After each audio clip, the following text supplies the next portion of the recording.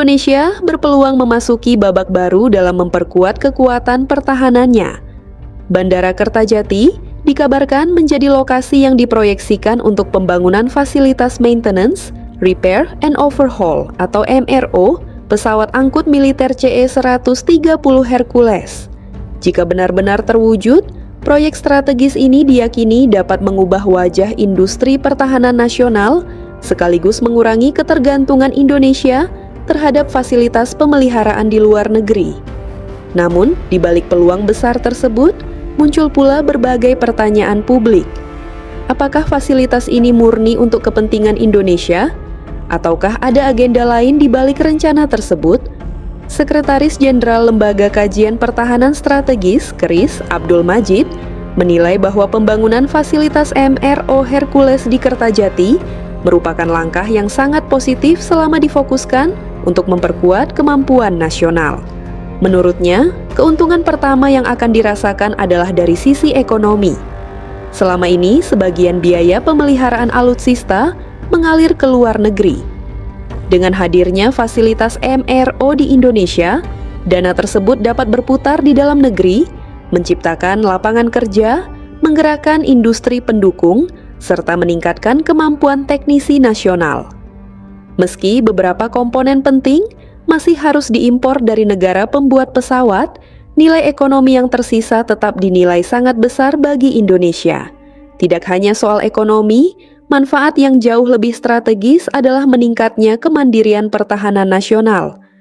Abdul Majid menjelaskan bahwa Indonesia tidak lagi sepenuhnya bergantung kepada negara lain untuk menjadwalkan proses perawatan armada Hercules. Selain mempercepat proses pemeliharaan, keberadaan MRO juga akan mendorong pengembangan sumber daya manusia, pengadaan peralatan khusus, hingga peningkatan kemampuan teknis dalam melakukan modifikasi maupun peningkatan kemampuan pesawat. Artinya, semakin banyak pesawat yang siap terbang ketika dibutuhkan dalam operasi militer maupun misi kemanusiaan. Meski demikian, Majid mengingatkan bahwa masyarakat tidak boleh terburu-buru menarik kesimpulan. Hingga saat ini, pemerintah belum menjelaskan secara rinci bagaimana bentuk kerja sama tersebut, siapa operatornya, maupun tingkat kemampuan MRO yang akan dibangun di Kertajati. Karena itu, menurutnya, masih terlalu dini untuk menyimpulkan berbagai spekulasi yang berkembang. Ia menegaskan bahwa selama konsep pembangunan tersebut serupa dengan fasilitas MRO sipil swasta asing yang telah beroperasi di Indonesia seperti FL Technics di Denpasar, Bali, dan bukan dalam bentuk pembangunan pangkalan militer Amerika Serikat, maka proyek tersebut justru dapat memberikan manfaat besar bagi Indonesia. Pernyataan ini sekaligus menjawab kekhawatiran sebagian masyarakat yang mengaitkan proyek tersebut dengan isu blanket overflight yang sebelumnya diajukan Amerika Serikat kepada Indonesia. Menurut Abdul Majid, jika pola yang diterapkan hanya berupa pembangunan hanggar, fasilitas pengujian, transfer teknologi, serta pelibatan tenaga ahli seperti proyek-proyek MRO sipil lainnya, maka tidak ada alasan untuk menganggap fasilitas tersebut sebagai pangkalan militer asing. Di sisi lain, kebutuhan Indonesia terhadap fasilitas MRO Hercules memang terus meningkat. Sejak era 1960-an, Indonesia menjadi salah satu negara pertama di luar Amerika Serikat yang mengoperasikan pesawat CE-130 Hercules. Armada tersebut terus berkembang, mulai dari varian BE, kemudian H pada era 1980-an, hingga varian terbaru C-130J yang mulai diterima pada periode 2023 sampai 2024. Saat ini Indonesia mengoperasikan sekitar 24 unit CE-130 Hercules, jumlah yang menjadikan kebutuhan pemeliharaan sebagai prioritas strategis. Setiap Hercules memiliki siklus perawatan berkala, mulai dari A-check, B-check, C-check hingga D-check sesuai jam terbangnya.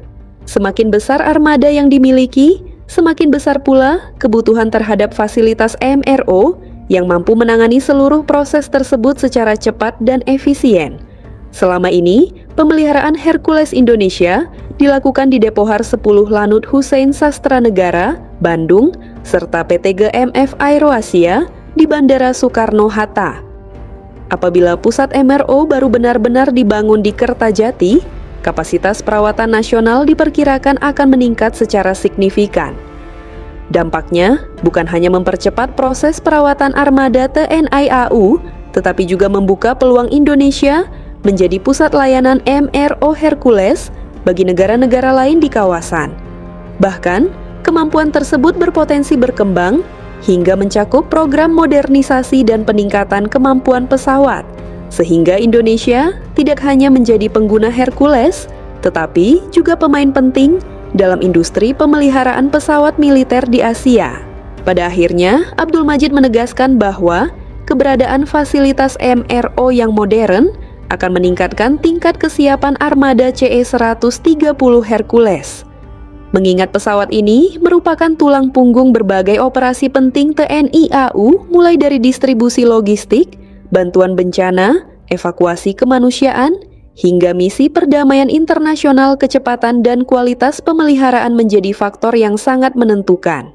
Jika proyek ini benar-benar terrealisasi sesuai rencana, Kertajati tidak hanya akan dikenal sebagai bandara internasional, tetapi juga berpotensi menjelma menjadi salah satu pusat pemeliharaan pesawat militer paling strategis di kawasan Asia Tenggara.